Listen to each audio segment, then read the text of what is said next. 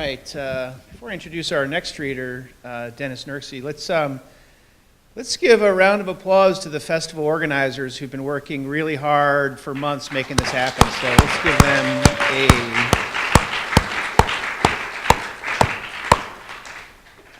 for this gift that they're giving the college. So thank you guys. Great readings already here, and we've got Dennis Nurkse up here. Great person to work with, great poet. Dennis is the kind of guy you can invite him to come do the Dead Poets. He can show up without any text, and he can do a Lorca poem in Spanish and English, and can use his body as a kind of a drum machine, old school, and it was pretty darn fascinating, and he just pulled that out of thin air. As people who've worked with Dennis can attest, he's a great mind and a great spirit and has a great heart. Done a lot of work with Amnesty International, published, I think, 10 books of poetry, was poet laureate of Brooklyn years ago, and has had a really interesting path that you hopefully you'll take a train with Dennis or have a cup of tea with him or just bump into him and have a conversation. I know I've had many of those over the years, and that they've always been things I've looked forward to. I mean, Dennis has a poem in the voice, a persona poem, in the voice of a person in Iraq who's being held at gunpoint by an American soldier. Such an amazing political poem, such wisdom, the way this character is the one who has the gun on him, is the one who has all the gravitas and the enlightenment, and the one who has the gun has the fear. And it's Dennis, things like craft and feeling, when you have craft, when you have really good diction and imagery, working in cahoots with feeling and heart, the results are stunning. So let's give a warm welcome to Dennis Nurkse.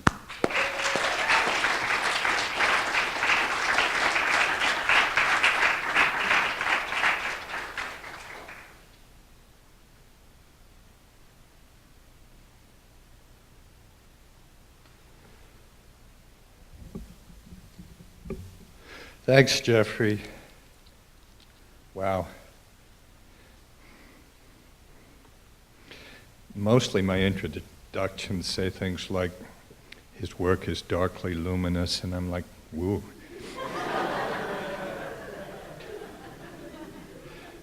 But actually, that sounded real, so I have to deal with it.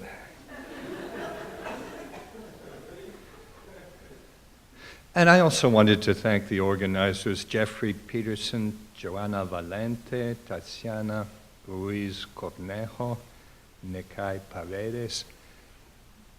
It's amazing to me to be part of this festival.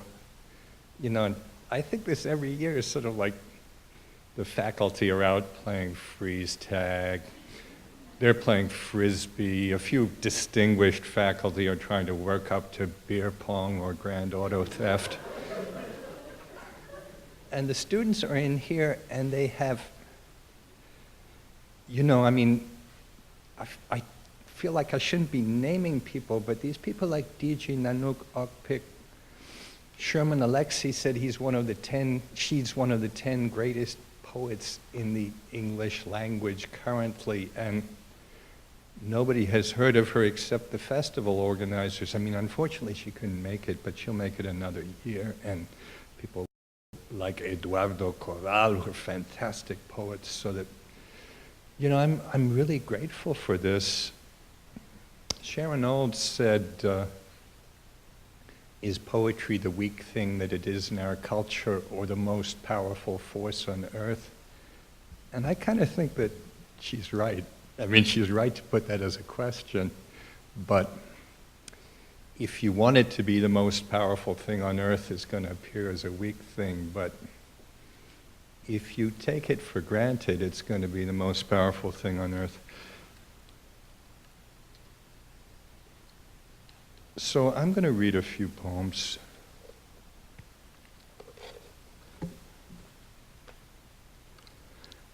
I'll start with a poem called The Screen. And these are poems, a sequence of poems that a woman writes to me from the future.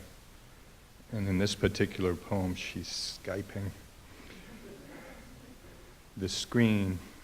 She Skypes. I work at a think tank now. I'm an intern. No pay, but a possible reference and resume credit. I have my own badge. I hold it up to the scanner. The gates open of their own accord. The windows are tinted and the light filtered. All day down the AstroTurf corridor, we wheel carts overflowing with printouts. Drought, Kiribati overwhelmed, Bangladesh flooded. There is a screen you may touch, cold as a lover's hip, and it will tell you the future. The fatigue of this labor is beyond belief. We download the model of the Himalayas melting, the Ganges and Yalu River that irrigate a billion farmers, petering out to a scratch in dust. There are further predictions, but we can't access them. Sometimes even here, you can sense the hum of traffic. Once, I swear I heard a sparrow.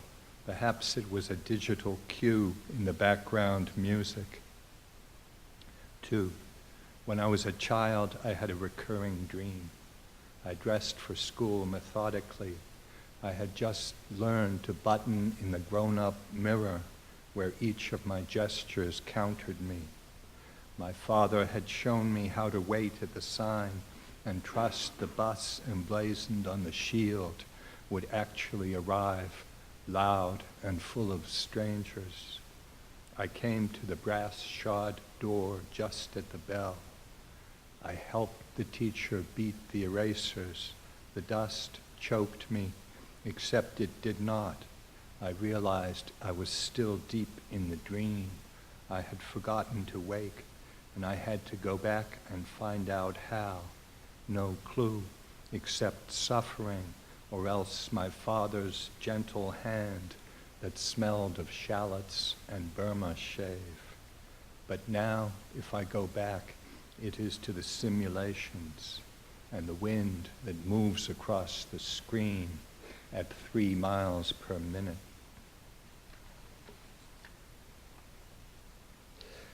Just did a program on climate change, and you know, when you come to Sarah Lawrence, you walk down Kimball Street, and there's a culvert in which the Bronxville River flows by the highway. It's basically a concrete trench 20 feet deep. The river is probably 8 inches. It's like a little trickle at the bottom of this 20-foot deep trench. And now they have put maybe 5,000 sandbags on top of that concrete wall, which makes it about 2 feet higher. And you still have those 8 inches of water that are going to come over that wall sooner or later. That's why I wish DG had been here. She's an Inuit, and she just sees all the change in the Arctic and writes about it. And she writes about it without any sentimentality.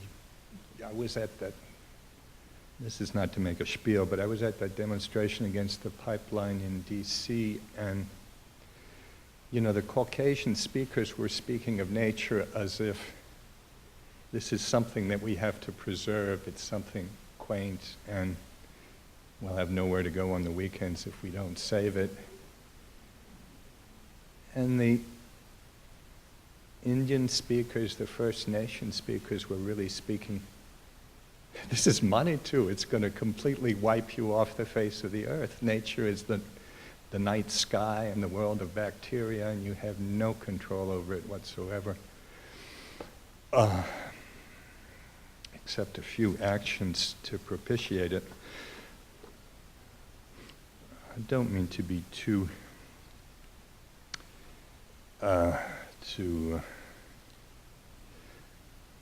demagogic, but this is a poem that I want to read. It's for Bradley Manning, and you guys have been following his trial, how people have asked for the death penalty for Bradley Manning, who was basically a gay teenager who made some videos of people shooting civilians from a helicopter available to the press. But, you know, this is not really about WikiLeaks. This is just about the conditions of detention, the codes, Command versus Bradley Manning. Because I stole the codes, they make me sleep naked. At 19 hours, 2 agents collect my shirt, pants, shorts. I never had laces or a belt. Their eyes burn behind identical ski masks, but they never speak, touch, or look at me. Perhaps if they did, they couldn't make love to their girlfriends off base, or they have orders. They wear white latex gloves, and their boots are wrapped in cellophane. One has tongs. I get a sheet, but at dawn I give it up and stand naked at attention outside the triple-ply steel door. One guards me with a drawn Glock. The other searches my cell, though there is nothing, a board, a slop hole. At certain angles, he puts his hand over the camera so he won't be recognized 1,000 years from now. I guess this. I can't focus. My eyes are forward. You will see a walled thumbprint, a smudge of hair. Then the tape will show my dangling sex, my pale belly, my thick yellow toenail, because I stole the codes.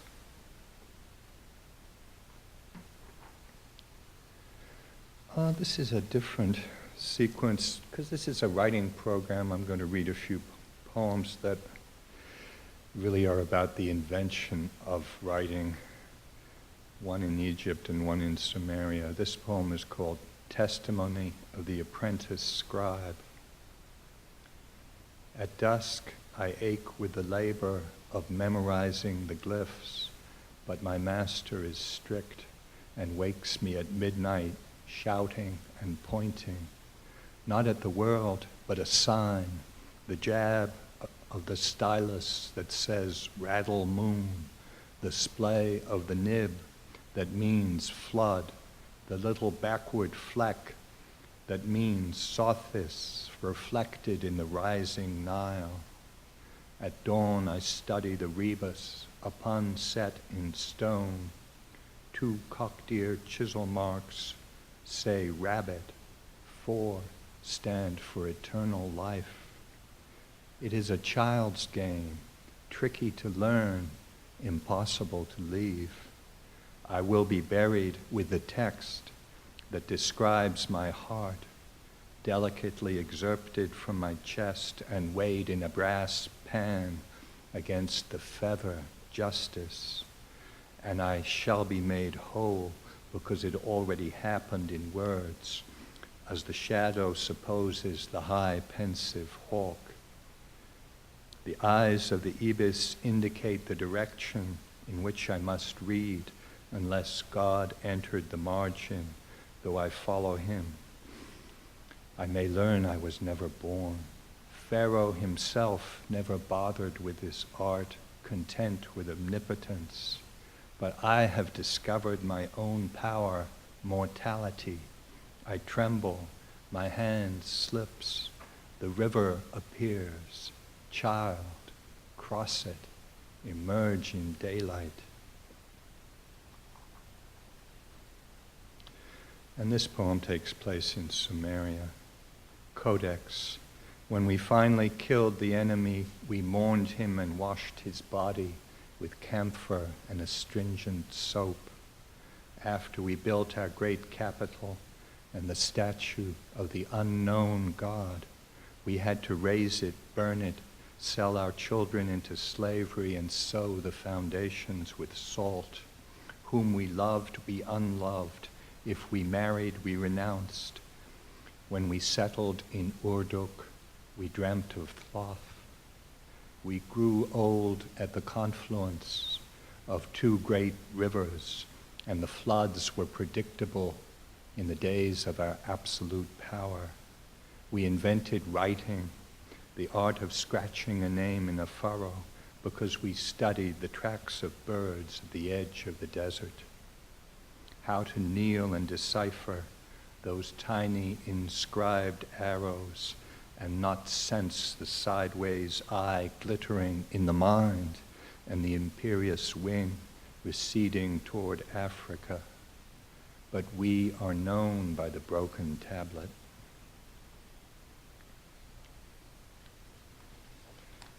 Before I go further, I want to also thank the other readers. You know, those lines like, "I've never understood summer or distance," or "learn how to breathe through your tear ducts." Lines like that change things. They change reality. I used to teach at Rikers Island, you know, and people would be, "No, I can't write a poem." And then they would start writing poems, and I would say, "Did that poem change the universe?" And they sort of had their code, and they would be like, "Yeah, it changed the universe."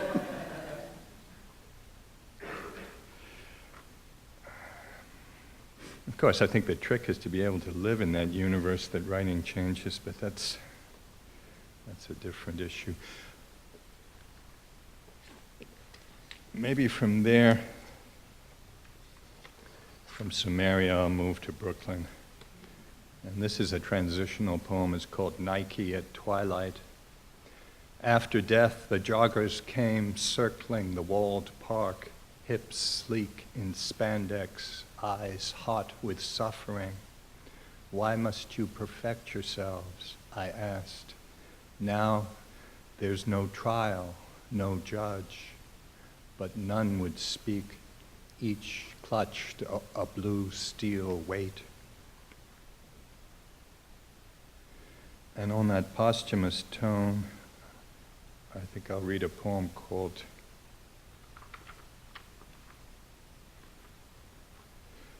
"The Dead Reveal Secrets of Brooklyn" in the voice of the dead. We are frequently asked, what is death like? Like tossing a frisbee in Prospect Park, making sure the release is free of any twitch or spasm, any trace of the body's vacillation, willing the disc to glide forward of its own momentum, never veering in a trance of straight lines. Like waiting in traffic at Hoyt Fulton, waving away the squeegee man with his excessive grin and red-veined eyes. Like lying under your lover in Crown Heights and divining a stranger's face in the dark flash of her pupils. Like growing old in Kensington on a block that reeks of dry cleaning, where you nod to 3 neighbors and avoid the stare of a 4th, though a single brindle-tailed cat patrols every dark garden. Remember, death does not last, not even a breath, whereas this city goes on forever.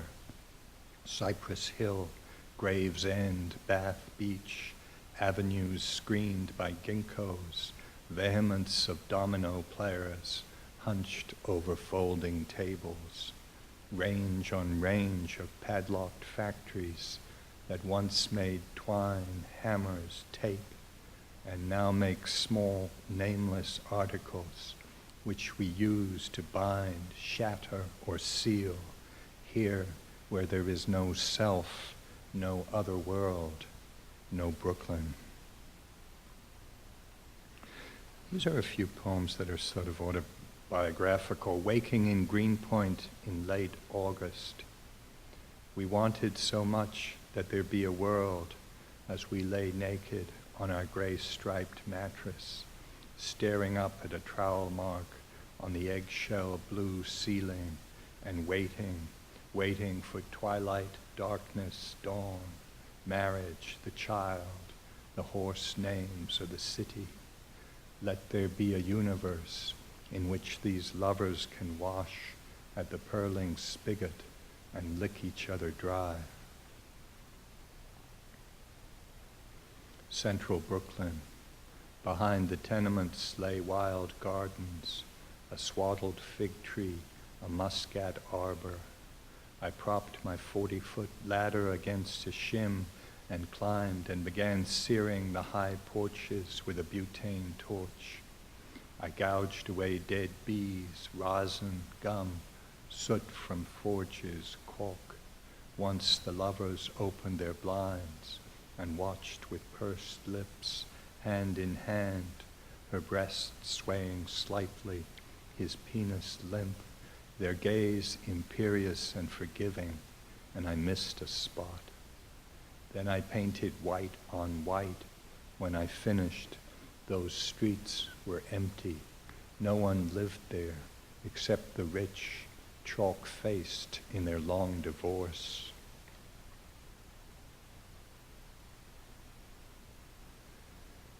This is a poem about alcohol called The Bars. After work, I'd go to the little bars along the bright green river. Chloe's Lounge, Cloverleaf, Barleycorn. It was like dying to sit at 5 p.m. with a bud so cold. It had no taste. It stung my hand. When I returned home, I missed my keys and rang until my wife's delicate head emerged in her high window and retreated like a snail tucked in a luminous shell. I couldn't find my wallet or my paycheck, though I drank nothing, only a few sips that tasted like night air, a ginger ale. Nevertheless, a dozen years passed, a century. Always I teetered on that high stool while the Schlitz globe revolved so slowly, disclosing Africa, Asia, Antarctica, unfathomable oceans, radiant poles. Until I was a child, they would not serve me.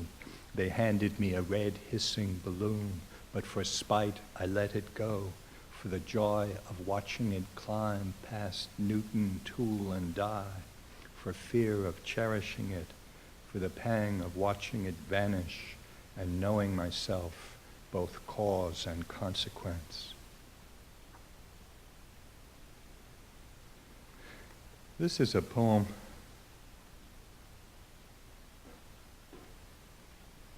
called Psalm to be read with closed eyes.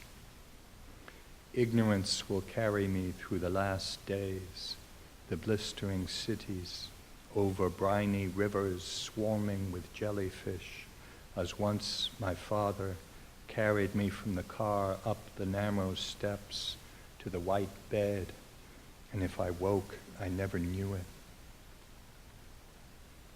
I'm going to read a couple translations and then conclude with one last poem.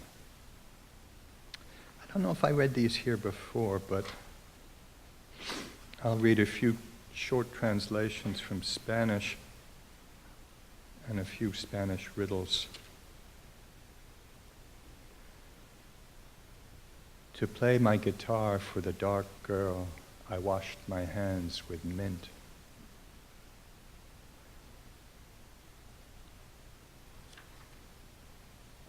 Because I'm a stranger, I asked the locals, who is that dark girl who looks so good in mourning? These are like song fragments from the Middle Ages and from some marginal cultures in Spain. 3 poems in a man's voice. Love you, definitely. Talk to you whenever possible. Marry you. The fig won't fall from that tree. That idiot girl thought I'd cry. Doesn't she know the taverns sell little portions of happiness? I knocked 3 times at midnight on your iron gate.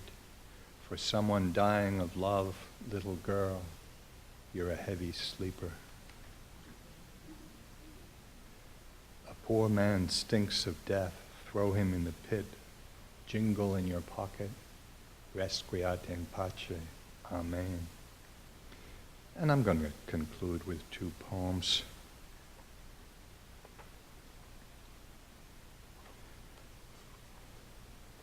This poem is called The Present. We made models This is a moment of happiness. This is a maple-shaded street, its yellow median line littered with double wings. Someday we might know such things in our real lives, not just in desire. We were quick and replicated a shack with a chalk sign, chubs, croakers, smelts. There was barely time to read it before it whirled into the past. And she who was driving said, "We know the coming disaster intimately, but the present is unknowable." Which disaster, I wondered, sexual or geological? But I was shy. Her beauty was like a language she didn't speak and had never heard. Then we were in Holyfield, and it was the hour when the child waves from a welcome mat, his eyes full of longing, before turning inward to his enforced sleep. The hour when two moths bump together above a pail of lures. The hour when the Coleman lamp flickers in the screen house, above the blur of cards being shuffled and dealt amazingly fast. All my life I have been dying of hope and self-pity, and an unknown force has been knitting me back together. It happens in secret. I want to touch her, and I touch her, and it registers on the glittering gauges that make the car darker and swifter, and we come to the mountains, and this is all I ever wanted, to enter the moth's pinhead eye, now and never return. That part about which disaster, sexual or geological, is meant to be funny, but nobody ever laughs at it. Which is okay, because like the poems that I try to write, that I try and make funny, are, the poems that I actually make sad are very funny. So the last poem is called Return to the Capital, and it's a love poem. They imagined they would sleep together, then they slept together.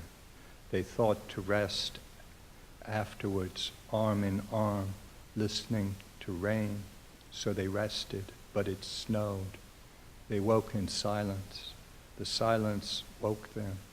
They had not imagined the pain of dressing, sorting clothes back into male and female. In the mirror, instead of a face, they saw two reflections.